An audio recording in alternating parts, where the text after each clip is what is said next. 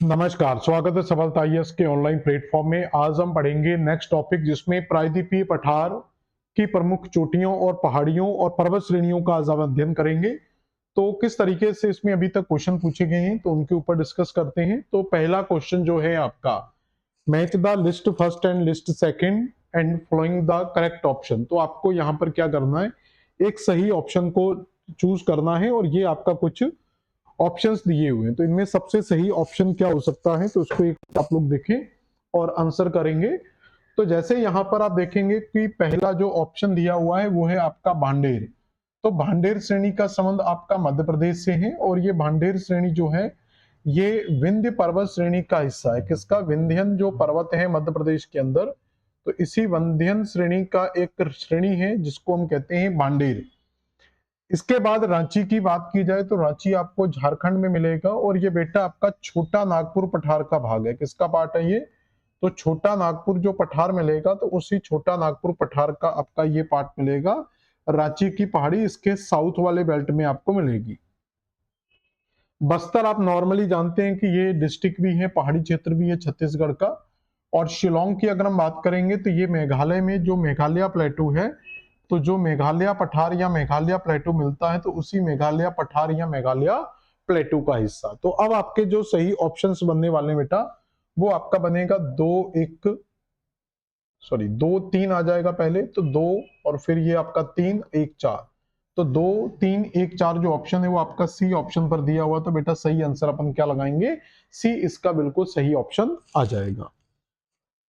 अगला फिर आपको कुछ लिस्ट दी हुई है और इनको मैच करना है, तो देखेंगे जरा। तो सबसे पहले गुरु शिखर दिया हुआ है, तो गुरु शिखर आपका किससे संबंधित है? तो ये आपका अरावली पर्वत श्रेणी से संबंधित है। अरावली पर्वत श्रेणी अगर हम बात करेंगे तो ये आपका राजस्थान में स्थित है अरावली पर्वत श्रेणी पर। ऐसे ही दोदा बेटा की अगर हम बात की जाए तो ये दक्षिण भारत में नीलगिरी पर्वत में तमिलनाडु स्टेट में सबसे ऊंची चोटी आपको मिलती है। तो ये आपको नीलगिरी क्षेत्र में मिलेगा। और ये अर्माकोंडा ये आपको आंध्र प्रदेश वगैरह में पूर्वी तट पर मिल जाएगा। धूपगढ़ सतपुड़ा पर्वत की श्रेणी है जो मध्य प्रदेश में स्थित है। अगर इन सारी श्रेणियों को एक साथ अगर हम लोकेट करें यहाँ पर, तो ये सारी की सारी श्रेणियां आपको किस हिस्से में मिलेंगी? तो सबसे पहले अगर आप देखोगे तो मध्य प्रदेश के उत्तर पश्चिमी हिस्से में आपको जो रेंज मिलेगी वो आपको अरावली पर्वत श्रेणी मिल जाएगी। तो सबसे पश्चिमी हिस्से में या उत्तर पश्चिमी हिस्से में क्या मिलेगा आपको? अरावली पर्वत श्रेणी मिलेगी। और इसी के दक्षिण में जाएंगे अरावली के, तो यहाँ पर एक विंध्य श्रेणी आपको मिल जाएगी। तो यहाँ पर बेटा मिल जाएगी कौन सी श्रेणी? विंध्य श्रेणी। और विंध्य श्रेणी के दक्षिण में जाएंगे बेटा आपको, तो यहाँ पर आपको मिलेगी सतपुड़ा श्रेणी। तो ये तीन श्रेणियां बेटा आपको बिल्कुल क्रम से मिलेंगी। इन श्रेणियों की अगर बात की जाए तो इसमें देखेंगे तो जो अरावली पर्वत श्रेणी है, तो अरावली पर्वत श्रेणी की जो सबसे ऊंची चोटी जो आपको मिलेगी यहाँ पर, तो अरावली पर्वत श्रेणी पर सबसे ऊंची चोटी की अगर हम बात करेंगे तो वो आपको कौन सी मिलेगी? तो इसमें सबसे ऊंची चोटी का नाम है गुरु शिखर, जो राजस्थान में स्थित है। तो यहाँ पर आपको गुरु शिखर नाम की ये चोटी मिल जाएगी। तो गुरु और शिखर, ये मैं दो जगह लिख दे रहा हूँ, गुरु शिखर आपको मिल जाएगा। ऐसे ही विंध्य पर्वत श्रेणी का ये जो हिस्सा है यहाँ पर आपको वो भांडेर मिल जाएगा। और ऐसे सतपुड़ा का जो सबसे ऊंचा चोटी क्षेत्र है वो आपको धूपगढ़ मिल जाएगा। ठीक है। और पूर्वी तट पर अगर हम जाएंगे तो यहाँ पर आपको अरमाकोंडा करके मिल जाएगा, ये अरमाकोंडा। और इसके नीचे अगर हम नीलगिरी क्षेत्र में जाएंगे यहाँ पर, तो नीलगिरी क्षेत्र में सबसे ऊंची जो चोटी बेटा आपको मिलेगी, तो नीलगिरी क्षेत्र की सबसे ऊंचा जो क्षेत्र मिलेगा वो आपको यहीं पर मिल जाएगा। इस क्षेत्र को कहा जाता है दोदा बेटा। तो ये दोदा बेटा का क्षेत्र आपको यहाँ पर मिल जाएगा। क्लियर हो गया इस तरीके से? तो सही ऑप्शन जो आपका बेटा बनेगा, तो पहले तो चार ऑप्शन आएगा, चार के बाद आपका एक आ जाएगा, एक के बाद दो आ जाएगा, दो के बाद तीन आ जाएगा, यानी कि चार एक दो तीन। तो चार एक दो तीन यहाँ पर सही सुटेबल आंसर होगा। तो चार एक दो तीन आपका ऑप्शन दिया हुआ है बी बॉम्बे पर। तो सही ऑप्शन बेटा हम क्या लगाएंगे? बी सही आंसर लगाएंगे। नेक्स्ट क्वेश्चन है, बुंदेलखंड पर्वत श्रेणी जो पठारी क्षेत्र ये कहां पर स्थित है? तो अगर भारत के मैप में अगर बुंदेलखंड को आइडेंटिफाई किया जाए तो यहां पर आपको पहले मध्य प्रदेश को देखना होगा। तो इसमें इस क्षेत्र में आपको मध्य प्रदेश का क्षेत्र आपको मिल जाता है। तो ये स्टेट बेटा आपको मिलती है यहाँ पर कौन सी? मध्य प्रदेश।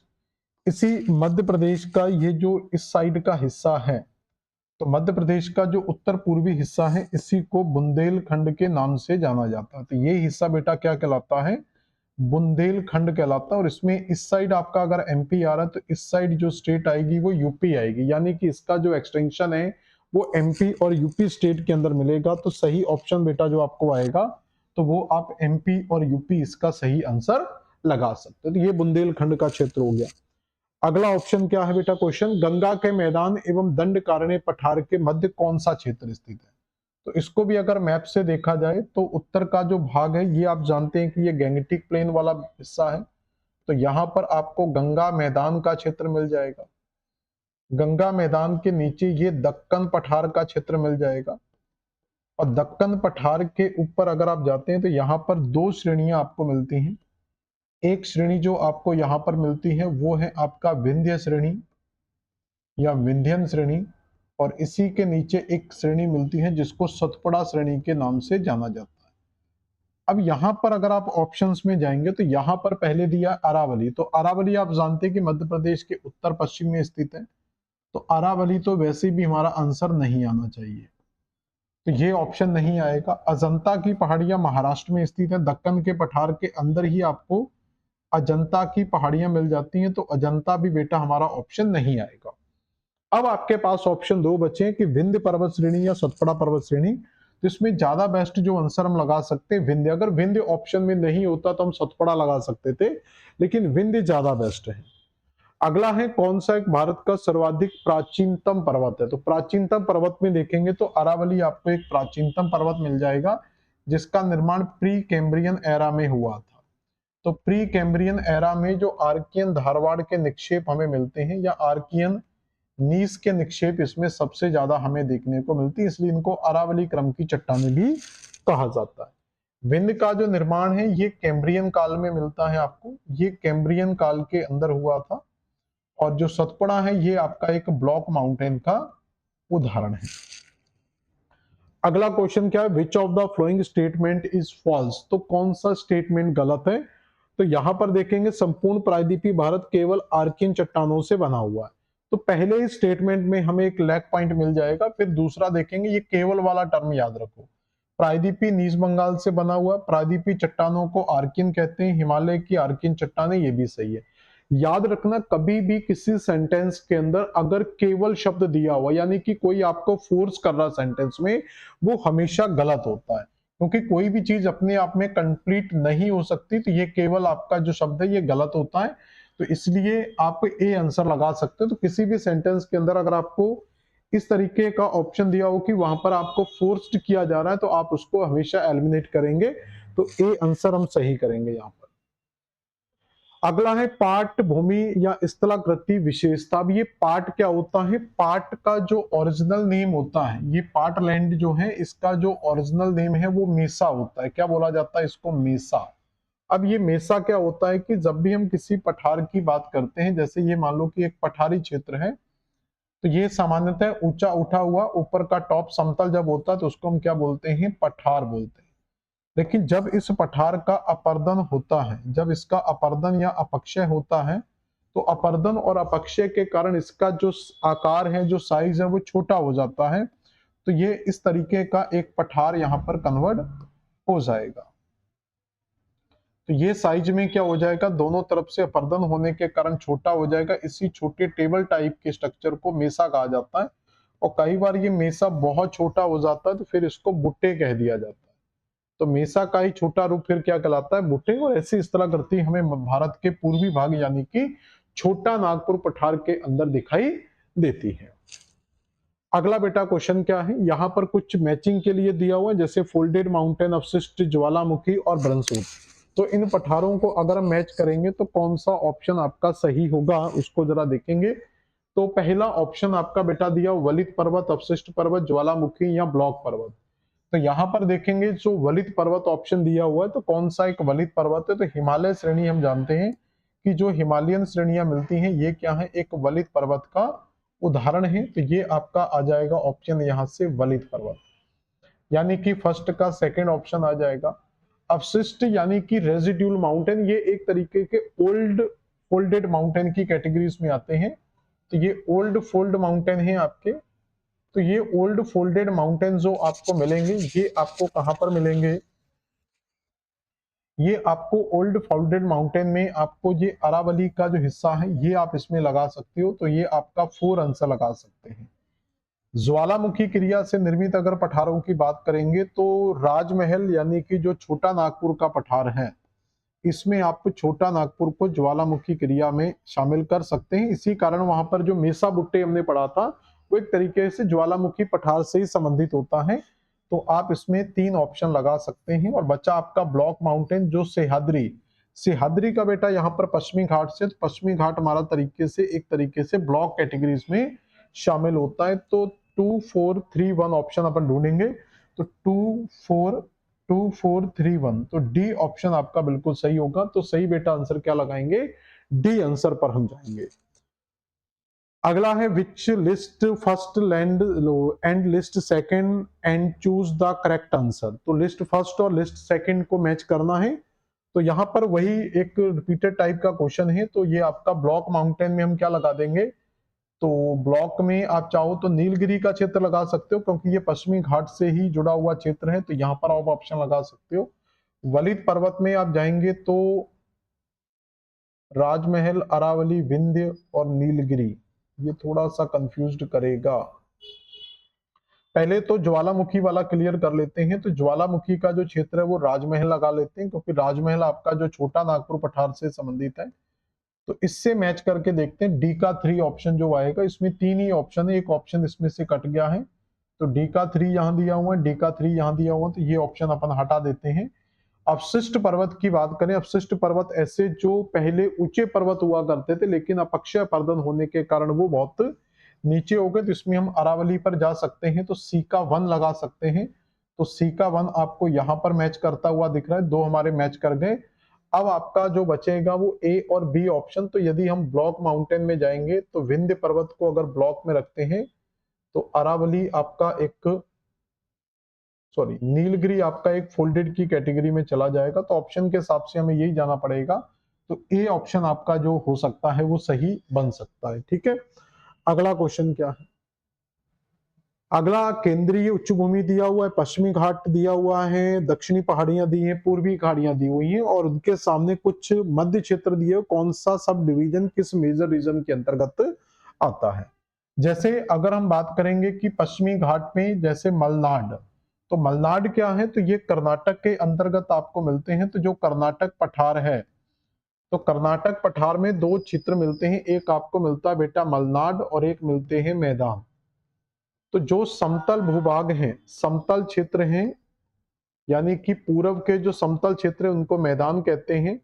और जो ऊंचे क्षेत्र हैं, ऊंचे जो क्षेत्र हैं यानी कि पश्चिम के जो ऊंचे क्षेत्र है उनको मलनाड के नाम से जाना जाता है। तो ये स्ट्रक्चर आपको कर्नाटक के पठार में मिलता है और कर्नाटक का पठार आपका पश्चिमी घाट से संबंधित है। तो आप इसके लिए जो सही ऑप्शन सेलेक्ट करना चाहेंगे तो पश्चिम मलनाड के लिए आप पश्चिमी घाट सेलेक्ट कर सकते हैं, यानी कि बी का 2 सीधा सीधा मैच हो रहा है। अगर इसमें से बस्तर की बात की जाए तो बस्तर आपका छत्तीसगढ़ में, सौराष्ट्र आपका महाराष्ट्र में है। तो ये आपका भी गड़बड़ होगा, इसमें ऑप्शन मैच नहीं करेगा। इसका ऑप्शन आप इस तरीके से मैच कर लो, तो दक्षिण लगा लो इसको, मलनाड को आप दक्षिण में लगा लेंगे तो ये शायद मैच कर जाए। तो सी का 2 आपका मैच यहां पर कर रहा है, देखो ये सही मैच कर रहा है।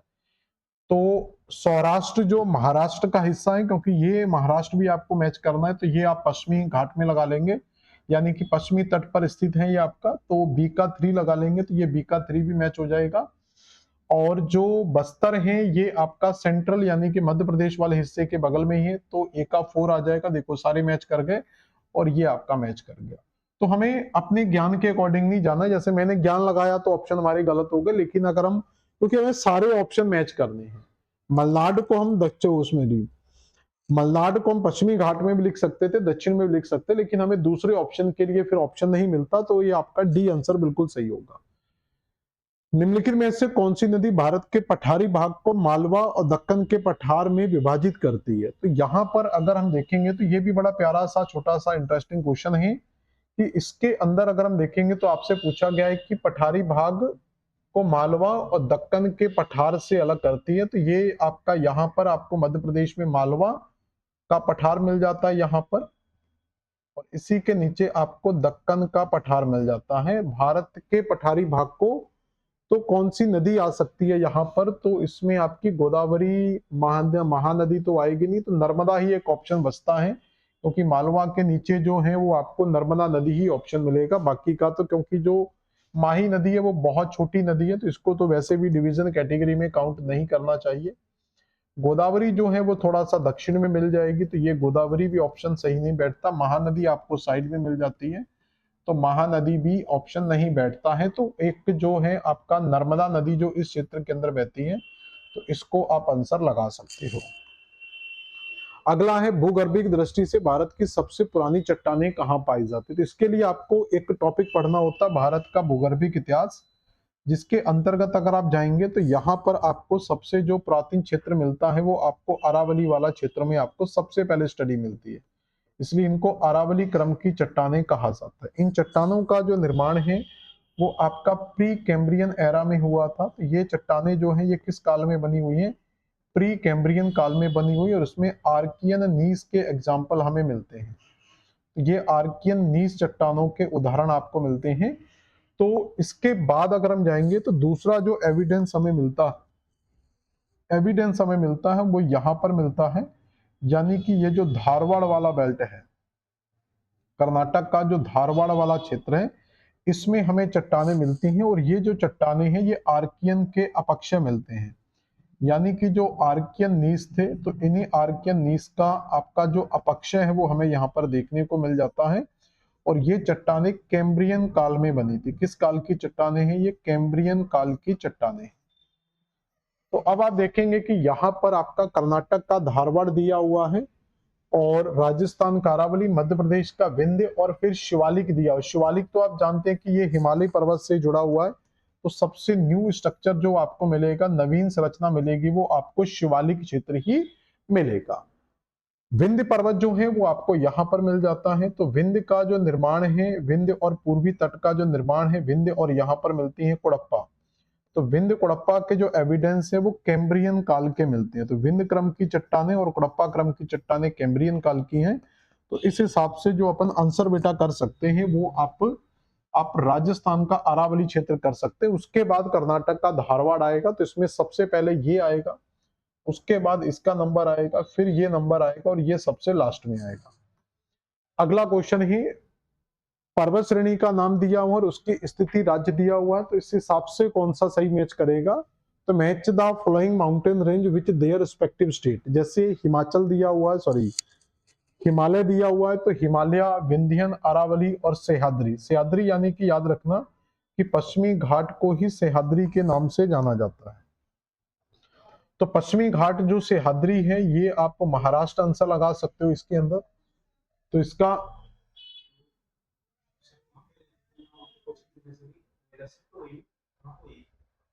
इसी में हुई, बताओ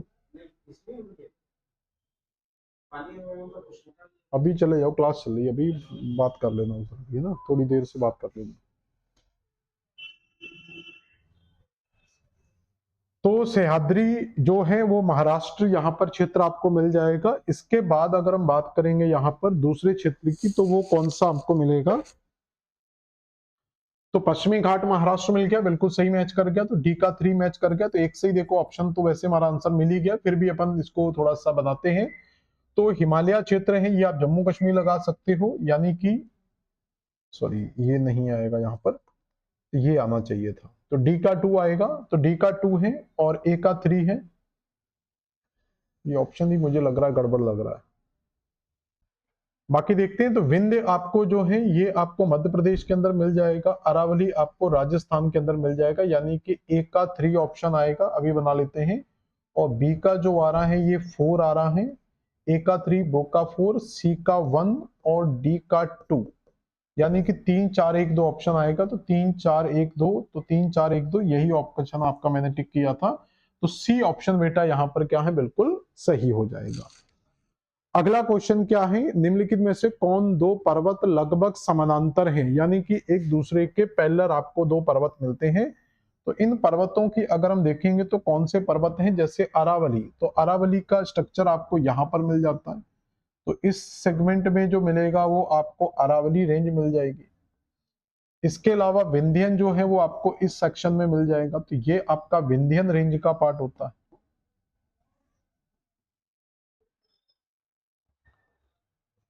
विंध्यन के बाद अगर हम देखें तो यहां पर आपको दिया हुआ सतपुड़ा, तो विंध्यन के नीचे ही आपको बेटा क्या मिल जाएगा, यहां पर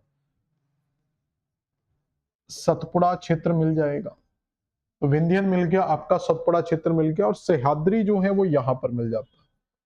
तो ये सह्याद्री मिलता है, सह्याद्री यानी कि पश्चिमी घाट। अब आप यहां पर देखेंगे कि ये चारों जो ऑप्शन है इसमें कौन सी श्रेणी जो एक दूसरे के पैरेलल चल रही है, तो ये सबसे ज्यादा कॉमन आंसर आएगा। तो विंध्य पर्वत के पैरेलल ही आपको क्या मिल रहा है, सतपुड़ा। तो विंध्य और सतपुड़ा हमारा बेस्ट ऑप्शन होगा। तो हम यहाँ पर बेटा जो टिक करेंगे वो विंध्य और सतपुड़ा को आंसर लगाएंगे। क्लियर हो गया? तो विंध्य सतपुड़ा हमारा सही आंसर होगा। अगला है which is the largest natural geographical division of the India. तो पूरे भारत के अंदर जब हम ज्योग्राफिकल डिवीजन्स की बात करते हैं तो यहाँ पर एक भौगोलिक प्रदेश जो आपको मिलता है वो आपका हिमालय क्षेत्र मिलता है। इसी हिमालय क्षेत्र के बाद एक जो भौगोलिक क्षेत्रफल है वो आपका इधर डेजर्ट का एरिया मिल जाएगा। इसके अलावा एक आपको पूरे का पूरा मैदान का एरिया मिल जाता है, और एक आपका पूरे का पूरा ये जो है ये पठार का एरिया मिलता है। तो सबसे बड़े भूगोलिक भूभाग की बात करें तो पेनिनसुलर जो प्लेटूज रीजन है, तो प्रायद्वीपीय जो पठार का क्षेत्र है ये हमारा सबसे बड़ा जियोलॉजिकल रीजन मिलता है या ज्योग्राफी का रीजन मिलता है। अगला क्वेश्चन क्या है, लिस्ट फर्स्ट है उसमें पहाड़ियों के नाम दिए, सेकंड में उसमें स्टेट दिया, आपको स्टेट को पहाड़ी के साथ मैच करना है। तो देखते हैं मैच करके। तो मिकिर, तो मिकिर की अगर हम बात करेंगे तो मिकिर, रेगमा, बरेल, तो ये कुछ पहाड़ियां हैं जो आपको असम क्षेत्र के अंतर्गत मिलती हैं। तो मिकिर जो है वो आपको असम राज्य में मिलेगी। अमरकंटक आप जानते हैं कि ये मध्य प्रदेश की सबसे ऊंची चोटी क्षेत्रों में आती है। खासी आप मेघालय के पठार में लगा सकते हैं।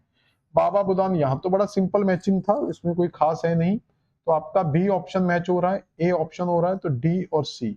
तो बी, ए, डी, सी, यानी कि ये आपका मैच कर रहा है यहाँ पर। तो बेटा सही आंसर अपन क्या लगा देंगे, सी आंसर बिल्कुल सही होगा। नेक्स्ट है which of the following region of India is most affected by the soil erosion. तो कौन सा क्षेत्र है जो मृदा अपरदन से सबसे ज्यादा अपरदित है, तो वो है चंबल का क्षेत्र, जिसको बीहड़ लैंड के नाम से भी जाना जाता है। तो चंबल में बीहड़ का क्षेत्र मिलता है जो अवनलिका अपरदन, तो अपरदन में भी एक अपरदन आता है जिसको कहा जाता है अवनलिका अपरदन। तो चंबल का जो क्षेत्र है वो किससे बेटा प्रभावित है, अवनलिका अपरदन से सबसे ज्यादा प्रभावित क्षेत्र मिलता है चंबल नदी का। भारत में प्राप्त प्राचीनतम अवसादी शैलों के जमाव को निम्नलिखित में से किस नाम से जाना जाता है। तो इन सभी में अगर देखा जाए तो कुड़प्पा, धारवाड़, गोंडवाना, और तो ये पूरे का पूरा जो क्षेत्र है इसमें सबसे जो प्राचीन मिलता है वो आर्कियन मिलता है। वैसे जो सबसे प्राचीन देखा जाए जिसका अरावली में अध्ययन किया गया था वो आपको आर्कियन के जो नीस के निक्षेप हैं वो सबसे प्राचीन मिलते हैं, जिनका अध्ययन यहाँ पर अरावली क्षेत्र में किया गया था। सबसे पहले यहीं पर स्टडी की गई थी, इसलिए इनको अरावली क्रम की चट्टानें कहा जाता है। और इनका जो फाउंडेशन है, फॉर्मेशन है, वो आपका प्री कैम्ब्रियन के अंदर मिलता है। ये मैं पहले भी करा चुका हूं, दोबारा से फिर रिपीट कर रहा हूं, प्री कैम्ब्रियन में मिलेगा। इसके बाद जो तो फर्स्ट स्टडी आपकी यहां मिलती है, दूसरी जो स्टडी है वो आपको इस जगह पर मिलेगी जिसमें आपका धारवाड़ क्रम की चट्टानों के निक्षेप मिलते हैं। तो यहाँ पर धारवाड़ क्रम मिलेगा, तो धारवाड़ क्रम की चट्टानों के निक्षेप मिलेंगे। और ये चट्टाने जो हैं ये कोई नया सेक्शन नहीं है, ये चट्टाने जो हैं ये जो आर्कियन थे इन्हीं आर्कियन का अपक्षय मिलता है। तो आर्कियन का ही क्या हो चुका था, अपक्षय यहाँ पर हुआ था। और इसका जो टाइम पीरियड है, इसका जो टाइम पीरियड है वो आपको प्री कैम्ब्रियन ही मिलेगा। कौन सा मिलेगा, प्री कैम्ब्रियन ही मिलेगा। तो प्री कैम्ब्रियन में फर्स्ट होता है आपका अरावली सीरीज का निर्माण, दूसरा होता है धारवाड़ सीरीज का निर्माण, तीसरे नंबर पर बेटा अगर हम जाते हैं तो यहाँ पर आपको विंध्य श्रेणी मिलती है। तो यहाँ पर विंध्यन भूसन्नति में विंध्यन चट्टानें मिलती हैं। और यहाँ पर आपको एक एविडेंस मिलेगा आंध्र प्रदेश में कुड़प्पा का क्षेत्र, तो कुड़प्पा चट्टानें यहाँ पर मिल जाती हैं। तो कुड़प्पा चट्टान और यहाँ पर विंध्य चट्टान का सेक्शन मिलता है। और ये जो दोनों ही चट्टानें हैं ये आपकी कैम्ब्रियन काल में बनी थी, कलकेरियस निक्षेप से इनका निर्माण हुआ विंध्यन और कुड़प्पा भूसन्नति में। तो ये यहाँ पर मिल जाती है। और उसके बाद फोर्थ नंबर, तो ये फर्स्ट हो गया, सेकंड हो गया, ये थर्ड नंबर पर हो गया। फोर्थ नंबर पर हम गोंडवाना निक्षेप को रखते हैं। जब पेंजिया डिवाइडेशन होगा तो गोंडवाना यहाँ पर आपको मिलेगा। और गोंडवाना जो निक्षेप है ये आपका कार्बोनीफेरस का मिलता है। किस टाइम का मिलता है? तो कार्बोनीफेरस के निक्षेप आपको इसमें मिल जाएंगे। क्लियर हो गया? तो इस तरीके से ये आपको चट्टानों का मोटा मोटा रफ आइडिया, कम से कम अगर ये 4 सीरीज भी आपको याद रहती हैं और ये बहुत सारी चीजें फिर आपकी सॉल्व हो जाती है। जैसे लास्ट में एक जो दक्कन लावा है तो उसकी डेट भी याद रख सकते हैं। तो दक्कन लावा का जो एविडेंस है आपको ये क्रिटेशियस के अंदर मिलता है। तो ये किस समय मिलेगा? क्रिटेशियस के अंदर मिलेगा। और इसी क्रिटेशियस के समय प्रायद्वीपीय भारत की जो प्लेट है वो यूरेशियन प्लेट के साथ क्या करेगी, यानी कि इंडो प्लेट यूरेशियन प्लेट के साथ टकरा जाती है। और इसी सेम टाइम पर पहले क्या होता है, यहाँ पर काराकोरम श्रेणी का निर्माण होता है। तो पहले काराकोरम श्रेणी बनेगी क्रिटेशियस के अंदर। क्रिटेशियस के काराकोरम श्रेणी के निर्माण के समय में ही आपका दक्कन में लावा का फ्लो आपको देखने को मिल जाता है। तो ये कुछ आपको एविडेंस याद रखने हैं। अब इसमें से आपसे बेटा पूछा क्या गया वो देखेंगे। डज द ओल्डेस्ट सेडिमेंट्री, तो सबसे पहले अगर आप देखेंगे तो इसमें ओल्डेस्ट जो है वो आपको धारवाड़ मिलेगा, उसके बाद कोडप्पा मिलेगा, उसके बाद गोंडवाना, सॉरी ये दोनों आप एक साथ भी याद रख सकते हैं। तो यहाँ पर आप एक साथ याद रख सकते हैं, जैसे फर्स्ट कोडप्पा और फिर आपका विंध्यन और चौथे नंबर पर तो सबसे ओल्डेस्ट आपको धारवाड़ मिलेगा। तो बी ऑप्शन लगा सकते हैं। अगला है which of the following statement is correct, तो कौन सा स्टेटमेंट इसमें बिल्कुल सही है? जल्दी आंसर बताएं आप लोग भी कि इसमें कौन सा स्टेटमेंट बिल्कुल सही आ रहा है। तो कौन सा स्टेटमेंट बिल्कुल सही है? तो यहां पर दिया हुआ सतपुड़ा श्रेणी नर्मदा के उत्तर में स्थित है। तो सतपुड़ा पर्वत श्रेणी की अगर हम बात करेंगे तो ये आपका प्रायद्वीपीय भारत के अंदर मिलने, सॉरी प्रायद्वीपीय भारत के उत्तर में यहाँ पर आपको नदी मिलती है नर्मदा, और नर्मदा के नीचे मिलती है ताप्ती। तो इसी नर्मदा और ताप्ती के बीच में स्थित है ब्लॉक माउंटेन जिसको कहा जाता है सतपुड़ा। तो सतपुड़ा आपका यहाँ पर स्थित है। तो इस हिसाब से देखा जाए तो ऑप्शन दिया सतपुड़ा श्रेणी नर्मदा के उत्तर में स्थित है, बल्कि ये सतपुड़ा के कहाँ आ रहा है? हाँ, नर्मदा श्रेणी सतपुड़ा के उत्तर में, ताप्ती सतपुड़ा के दक्षिण में। तो पहला स्टेटमेंट सही है या गलत है? सतपुड़ा श्रेणी नर्मदा के उत्तर में स्थित है। तो सतपुड़ा श्रेणी नर्मदा के उत्तर में नहीं है, ठीक है, जबकि दक्षिण में, नर्मदा सतपुड़ा के उत्तर में है। तो सतपुड़ा श्रेणी नर्मदा के उत्तर में स्थित है। तो ये स्टेटमेंट आपका क्या हो गया? यहाँ पर गलत हो गया। पूर्वी घाट पूर्वी तट के साथ एक अनवरत श्रेणी, eastern Ghat is the form an unbroken chain along the eastern coast. इसको देखते हैं अभी क्या है इसमें। पश्चिमी घाट उत्तर दक्षिण दिशा में त्र्यंबक से कन्याकुमारी तक फैला हुआ है। तो पश्चिमी घाट उत्तर दक्षिण में त्र्यंबक से लेकर कहां तक फैला हुआ है? ये कन्याकुमारी तक फैला हुआ है। इसके बाद दिया हुआ है कर्नाटक पठार पूर्ण रूपेण। देखो मैंने पहले भी कहा कि जब भी आपको फोर्स, ये कह रहा है पूर्ण रूपेण, पूर्ण रूपेण यानी कि कोई भी चीज कभी भी कंप्लीट नहीं होती, उसमें मिक्स चट्टानें हमेशा मिलती है। पूर्ण रूपेण बेसाल्ट से निर्मित है। तो ये बिल्कुल गलत स्टेटमेंट होता है, क्योंकि यहाँ पर धारवाड़ क्रम की चट्टानें भी हमें मिलती हैं। तो ये स्टेटमेंट आपका गलत हो ही गया है। और ये वाला हम ऑलरेडी गलत कर चुके हैं। पश्चिमी घाट में पूर्वी घाट एवं पूर्वी घाट के साथ एक अनवरत श्रेणी है। पश्चिमी घाट उत्तर दक्षिण दिशा में त्र्यंबक से लेकर कन्याकुमारी तक है। ये अनब्रोकन चेन नहीं बल्कि बहुत सारी ब्रोकन चेन है। तो ये भी गलत है। तो सही ऑप्शन आपका सी आ जाएगा। तो सी ऑप्शन सही होगा, बाकी के स्टेटमेंट आपके गलत है, क्योंकि सबसे विखंडित श्रेणी हमें पूर्वी घाट ही मिलती है। अगला बेटा ऑप्शन क्या है? भारतवर्ष का कौन सा प्रदेश भारत के रूर के नाम से जाना जाता है? जब भी ये रूर शब्द आता है याद रख लेना। ये रूर वेस्टाफिला जो है ये जर्मनी के प्रमुख खनन और औद्योगिक क्षेत्र हैं। तो ये आपका इसी प्रकार का औद्योगिक क्षेत्र हमारे भारत के छोटा नागपुर पठार में भी मिलता है। इसलिए भारत का रूर किसे कहा जाएगा? छोटा नागपुर पठार को कहा जाएगा।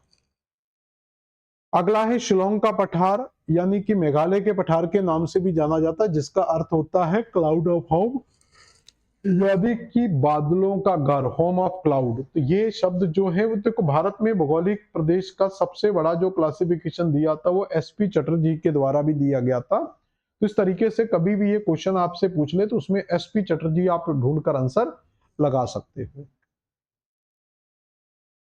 अगला क्वेश्चन देखते हैं।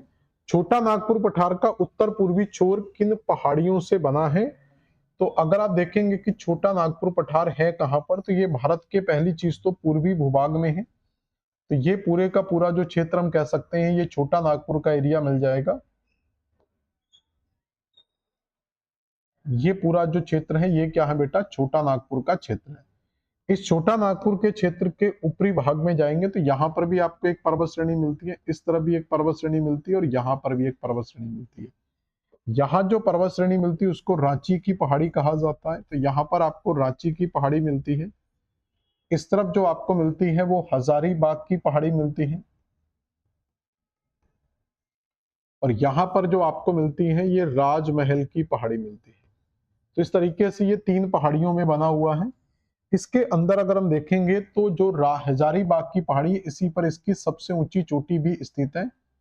तो हजारीबाग की सबसे ऊंची जो चोटी है वो पारसनाथ आपको मिल जाएगी, जो छोटा नागपुर पठार में सबसे ऊंचा क्षेत्र भी मिलता है। तो ये पारसनाथ आपको हजारीबाग का सबसे ऊंचा क्षेत्र मिल जाएगा और इसी के बीच में आपको प्रवाहित होती हुई नदी मिल जाएगी। बीच में सबसे प्रमुख नदी छोटा नागपुर पठार में जो है आपकी दामोदर नदी।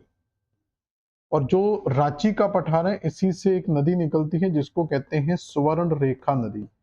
तो स्वर्ण रेखा नदी का संबंध किससे है? रांची के पठार से है। यहाँ पर आपको एक छोटी सी नदी मिल जाएगी और इसी स्वर्ण रेखा नदी पर क्या बना हुआ, हुंडरू जलप्रपात बना हुआ। तो हुंडरू जलप्रपात इसी नदी पर स्थित है और रांची जो सिटी है, जो राजधानी क्षेत्र भी है और एक शहर क्षेत्र भी है, इसी नदी पर बना हुआ है। अब क्वेश्चन क्या था कि उत्तर पूर्वी में कौन सी पहाड़ी है? तो क्या पूछा, उत्तर पूर्वी छोर में, तो नॉर्थ ईस्ट आपका ये हो जाएगा। तो नॉर्थ ईस्ट में जो पहाड़ी मिलेगी वो आपको राजमहल की पहाड़ी मिलेगी। तो आप आंसर क्या लगा सकते हैं, मिकिर की जो पहाड़ी है ये आपको असम स्टेट के अंदर मिलती है। तो मिकिर की जो पहाड़ियां हैं ये असम में मिलेंगी। पारसनाथ हम देख चुके हैं, ये झारखंड में सबसे ऊंची चोटी है। जावदी की अगर हम बात करेंगे तो ये तमिलनाडु स्टेट के अंदर आपको मिल जाएगी। पालनी, पंचामलाई, शेवरॉय और जावदी की पहाड़ी तमिलनाडु में मिलेगी। Which of the flowing river does not originate from the छोटा नागपुर प्लेटू? तो अभी हम देख चुके थे कि ये झारखंड के अंदर छोटा नागपुर जो प्लेटू है इसमें जो सबसे प्रमुख नदी मिलती है वो बेटा आपको मिलती है दामोदर। छोटा नागपुर पठार की सबसे प्रमुख नदी दामोदर नदी। तो इसका मतलब है इसमें दामोदर तो आंसर नहीं आएगा। पंचानन, सांकरी और सोन, देखो सोन जो नदी है यहां से आप पकड़ सकते हो क्योंकि पूरी नदियां तो हमें नहीं पता होता है। सोन मध्य प्रदेश की प्रमुख नदी है जो मध्य प्रदेश से निकलकर यूपी और बिहार में जाकर गंगा नदी से मिल जाती है। तो ये आपका ए आंसर हो जाएगा। ऊटकमंड ऊटी का बसा पैटर्न किस तरीके से? तो ऊटकमंड ऊटी की अगर हम बात करेंगे जिसको आप क्राउन ऑल या क्राउन ऑफ हिल्स कहा जाता है या हिल्स स्टेशन कहा जाता है।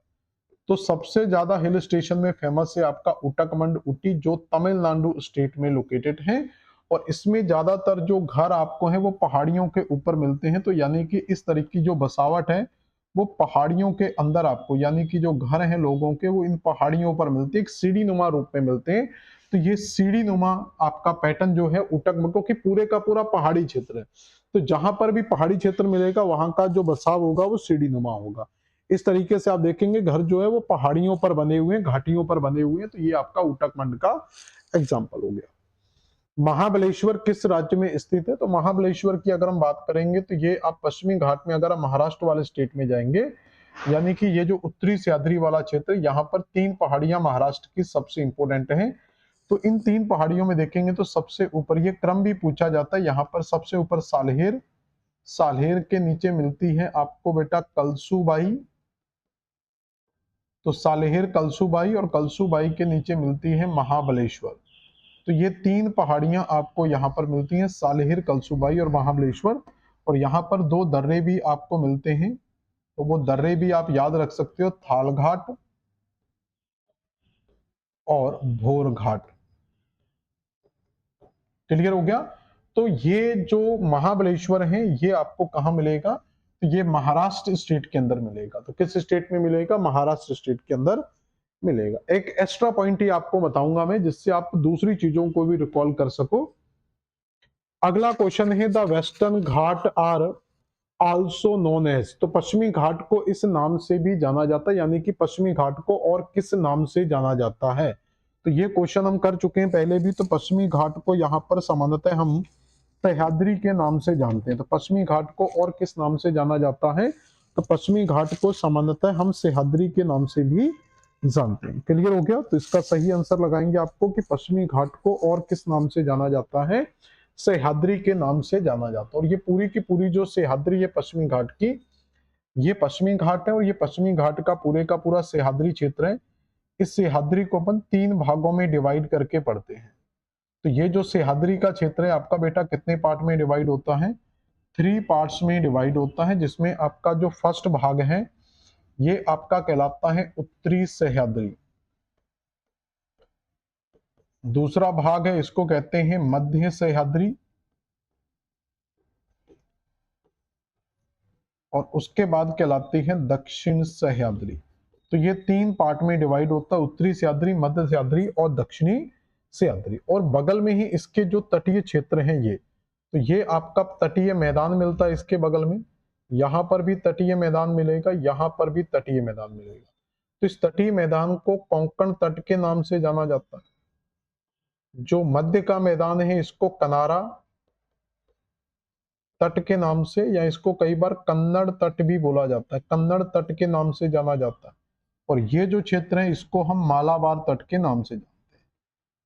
तो इस तरीके से इनके तटीय क्षेत्र भी याद रखना है। इसका जो विस्तार है वो आपका मेनली महाराष्ट्र स्टेट में है, और ये आपका मेनली कर्नाटक में है, और ये केरल स्टेट के अंदर मिलता है। इस तरीके से आप इसको याद रख सकते हैं।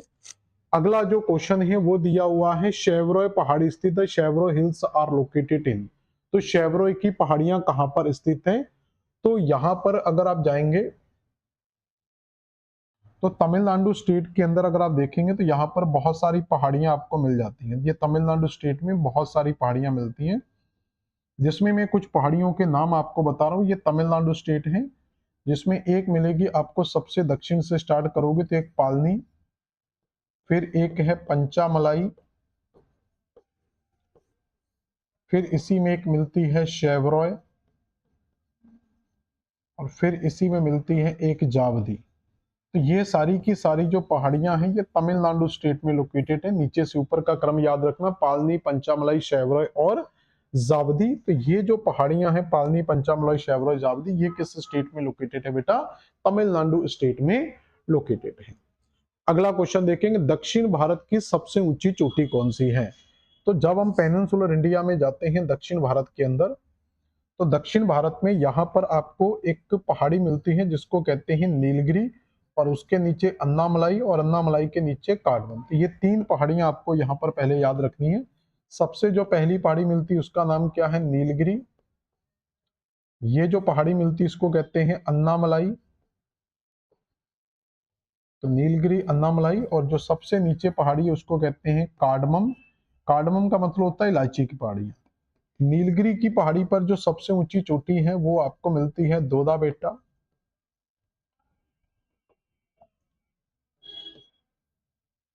अन्नामलाई पर जो सबसे ऊंची चोटी मिलती है वो है आपकी अन्नाई मुदी। अन्नाई मुदी, तो अन्नाई मुदी की अगर हम बात करेंगे तो ये दक्षिण भारत की सबसे ऊंची चोटी है। ये दक्षिण भारत की सबसे ऊंची चोटी है, या पूरे प्रायद्वीपीय भारत की सबसे ऊंची चोटी यही मिलती है। और उसके नीचे आपको कार्डमम की पहाड़ियां मिल जाती है। तो यहाँ पर जो आएगा वो अन्नाई मुदी आंसर आएगा। तो सबसे ऊंची जो चोटी है वो अन्नाई मुदी मिलेगी। क्लियर हो गया। तो सबसे ऊंची चोटी क्या मिलेगी आपको, अन्नाई मुदी मिलेगी। अगला है, which of the flowing comes under the Deccan लावा प्लेटू। तो दक्कन लावा के अंतर्गत क्या आता है, तो दक्कन लावा की जब हम बात करते हैं तो जहां तक लावा का निक्षेप है, यानी कि इसमें गुजरात स्टेट, ये पूरे का पूरा जो एरिया है ये आपका दक्कन का लावा कहलाता है। तो ये क्या कहलाता है बेटा, दक्कन लावा के नाम से जाना जाता है। तो इस पूरे क्षेत्र के अंतर्गत क्या हुआ था, दक्कन में लावा का क्षेत्र आपको मिलता है। तो इस दक्कन लावा की अगर हम बात करेंगे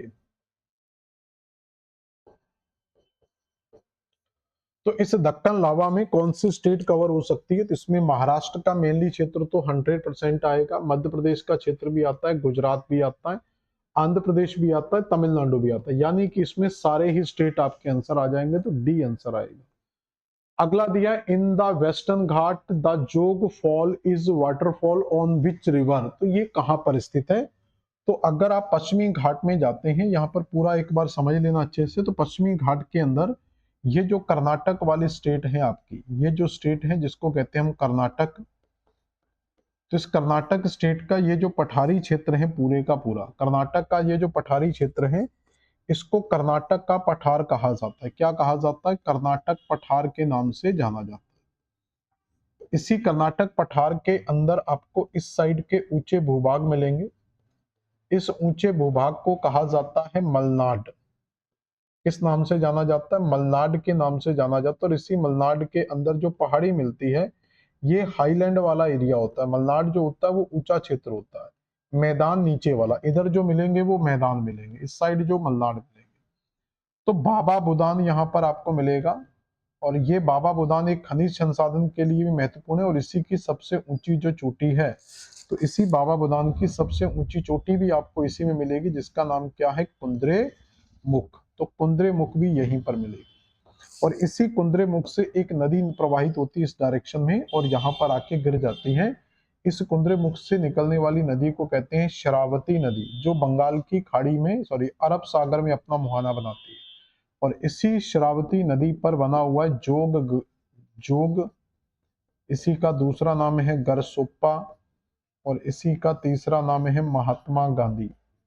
तो ये तीन नामों से जाना जाता है, और ये जोग, गरसोप्पा या महात्मा गांधी, ये शरावती नदी पर स्थित है। तो कर्नाटक राज्य में किस नदी पर बना हुआ है? तो बेटा ये शरावती नदी पर स्थित है। तो सही आंसर क्या होगा आपका? शरावती यहाँ पर बिल्कुल सही आंसर आ जाएगा। तो अगला क्वेश्चन देखते हैं क्या है। अगला है, identify the correct sequence from the passes from north to south. तो यहाँ पर कुछ पासेस दिए हुए हैं, तो ये प्रायद्वीपीय भारत में जैसे हिमालय में पासेस है, उसी तरीके से यहाँ पर भी पासेस मिलेंगे। तो दो पास तो बेटा आपको महाराष्ट्र के अंदर ही मिल जाते हैं। तो दो पास तो हमें स्टार्टिंग में महाराष्ट्र के अंदर ही मिलते हैं, जिसको कहते हैं थालघाट। एक आपको मिलता है बेटा यहाँ पर कौन सा? थालघाट। और एक आपको मिलता बेटा यहाँ पर कौन सा? भुरघाट। तो दो पास आपको यहाँ पर याद रखने हैं। पहला पास कौन सा? थालघाट, दूसरा भुरघाट। और ये किस स्टेट में लोकेटेड है? तो ये महाराष्ट्र स्टेट के अंदर लोकेटेड है। तो थालघाट भोरघाट से भी अगर आप जाएंगे तो यहाँ पर थालघाट दिया है, फिर भोरघाट दिया हुआ है, फिर पालघाट दिया। तो जो पालघाट है वो आपको दक्षिण में मिलेगा। तो यहाँ पर आपको एक दर्रा मिलेगा जिसको कहा जाता है पालघाट, और पालघाट के नीचे भी एक दर्रा मिलता है जिसको कहते हैं शैनकोट्टई या शैनकोट्टम। तो शैनकोट्टम दर्रा आपको यहाँ पर मिल जाता है। क्लियर हो गया?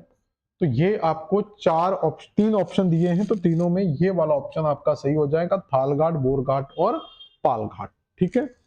अगला ऑप्शन क्या? भारत के किस भाग में दंडकारण्य क्षेत्र स्थित है? तो दंडकारण्य की अगर हम बात करेंगे तो ये आपका, तो इस तरफ अगर हम जाते हैं तो सबसे पहले यहाँ पर आपको छोटा नागपुर का पठार मिलता है। तो ये छोटा नागपुर वाला बेल्ट मिल जाएगा। छोटा नागपुर के नीचे ही यहाँ पर एक पठारी क्षेत्र है। तो ये दो पठारी क्षेत्र मिलेंगे। इस क्षेत्र को कहा जाता है दंडकारण्य, और इन दोनों के बीच में जो नदी प्रवाहित होती है यहाँ पर, वो है आपका महानदी। दोनों को विभाजित करने का काम करती है महानदी, और महानदी के नीचे ही एक नदी प्रवाहित होती है गोदावरी। तो ये कह सकते हैं महानदी और गोदावरी के बीच में दंडकारण्य है, और छोटा नागपुर दंडकारण्य को विभाजित करती है महानदी। तो ये भारत के किस साइड आ रहा है? तो केंद्रीय उच्च भूमि का भाग होगा नहीं, उत्तर का भाग होगा नहीं, उत्तर पूर्वी भाग या दक्षिण पूर्वी। तो दक्षिण पूर्व आपका सही आंसर हो जाएगा। तो ये दक्षिण पूर्व में स्थित होगा। अगला, in which of the flowing state are the Baba Budan hills. तो अभी मैं आपको बता चुका था कि कर्नाटक के पठार के अंदर जो मलनाड वाला बेल्ट मिलता है, तो जो मलनाड का क्षेत्र मिलता है किस स्टेट के अंतर्गत? कर्नाटक में ऊंचा भाग, उसी को कहते हैं बाबा बुदान हिल्स। तो ये कर्नाटक स्टेट में लोकेटेड है। तो सही आंसर क्या हो जाएगा हमारा? कर्नाटक हो जाएगा। अगला क्वेश्चन है, which of the following hotspot is not located in the western ghat. तो सिर्फ आप इतना ढूंढ लो कि ये, क्योंकि हॉटस्पॉट पर हमारा क्वेश्चन नहीं, हम एनवायरमेंट नहीं पढ़ रहे, केवल आपको दिया गया है तो कौन पश्चिमी घाट में है, कौन पूर्वी घाट में है। जैसे साइलेंट वैली है, ये केरल के अंदर आपको मिल जाती है, तो साइलेंट वैली का बेल्ट यहाँ पर आपको मिल जाएगा। सुंदरबन है, ये पश्चिम बंगाल के अंतर्गत है। नीलगिरी आपको यहाँ मिल जाएगी। तो केवल कुल मिला के जब पश्चिमी घाट यहाँ पर आ गया, सुंदरबन की कहानी जब यहाँ पर आ गई, तो सुंदरबन पश्चिम में कैसे पहुंचेगा, तो ये तो पूरब में है, तो हम सुंदरबन ही आंसर लगा लें, ज्यादा दिमाग नहीं लगाना है, सीधा सुंदरबन आ जाएगा, क्योंकि ये पूर्वी क्षेत्र में, बाकी सब पश्चिमी भाग में होगा। The lowest place in India Kuttanad is located. तो भारत का सबसे जो नीचा क्षेत्र है जिसको कुटनाड के नाम से जाना जाता है, तो ये कुटनाड क्षेत्र कहां पर स्थित है, जल्दी कमेंट करके बताएं कि ये कुटनाड कहां पर है।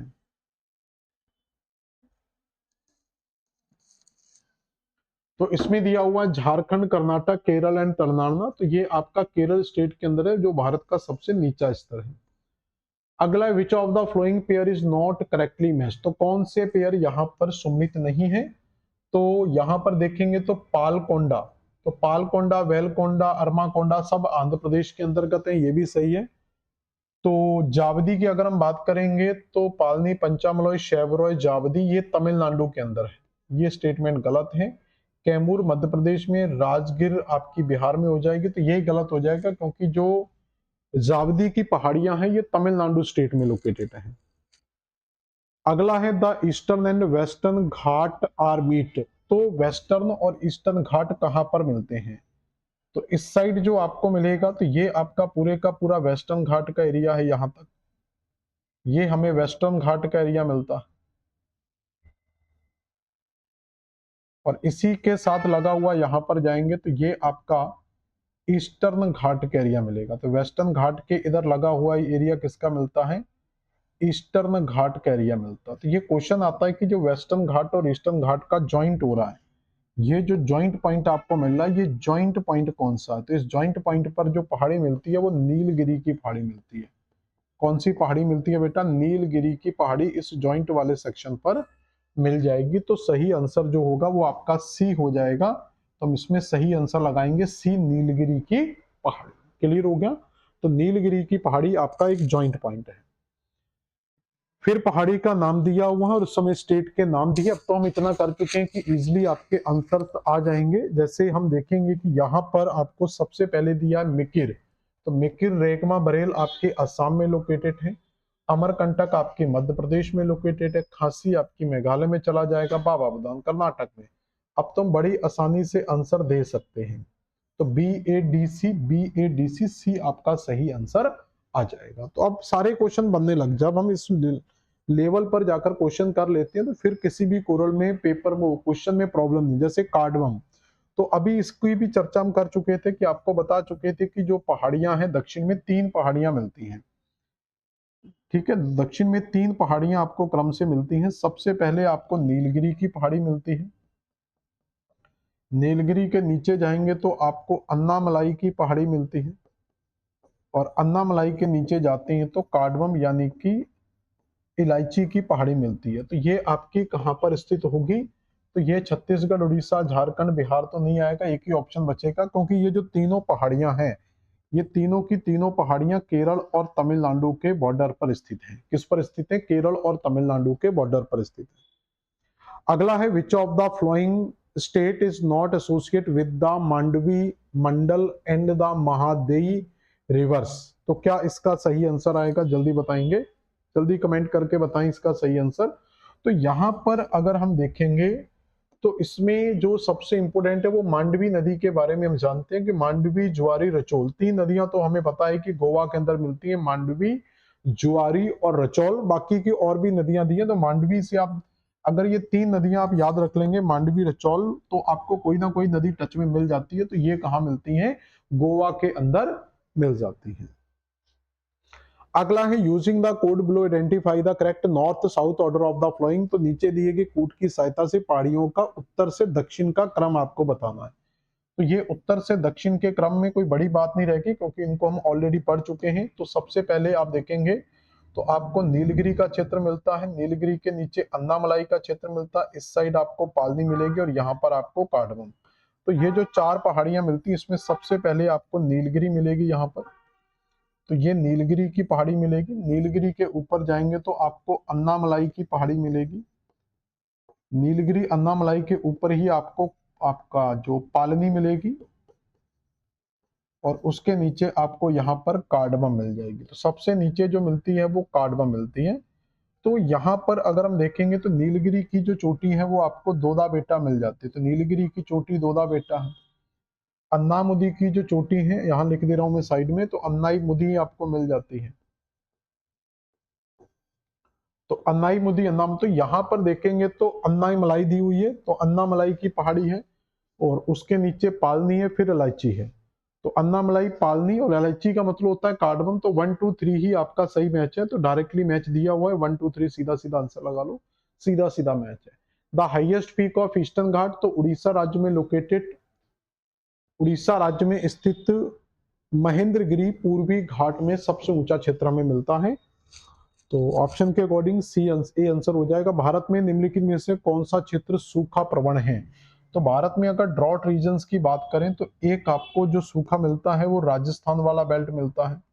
तो एक तो आपको राजस्थान का यहाँ पर मरुस्थल क्षेत्र मिलता है जो भारत का सबसे बड़ा सूखा क्षेत्र है। क्लियर? एक ऐसा ही आपको सूखा क्षेत्र आपको लद्दाख वाले बेल्ट के अंतर्गत मिलता है, जिसको हम कोल्ड डेजर्ट में पढ़ते हैं। तो ये क्या है? एक ठंडा मरुस्थल है, लेकिन है ये भी सूखा।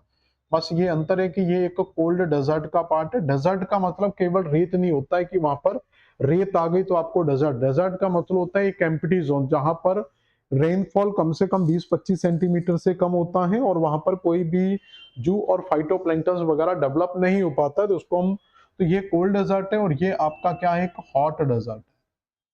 तो ये दो तो मेन आपके मिलते हैं। तो यहां पर देखेंगे कि ना तो ऑप्शन में राजस्थान दिया है, ना ही ऑप्शन में आपका लद्दाख दिया हुआ है।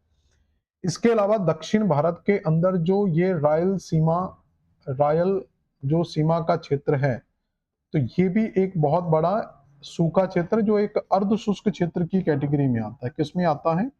अर्ध शुष्क क्षेत्र के अंतर्गत आता है। तो राजस्थान के बाद दूसरा अगर सबसे बड़ा सूखा क्षेत्र देखा जाए तो ये इसी क्षेत्र के अंतर्गत आपको मिल जाता है। तो रायलसीमा, एक याद रखना रायसीना मिलेगा, एक आपको मिलेगा रायसीना। तो रायलसीमा और रायसीना अलग अलग है। तो ये रायसीना की जो पहाड़ी है, ये दिल्ली वाली पहाड़ियां हैं, जो दिल्ली कटक के नाम से जाना जाता है। और ये क्या है? रायलसीमा। तो रायसीना और रायलसीमा दोनों अलग अलग चीजें हैं, याद रखना, कंफ्यूज नहीं होना बेटा।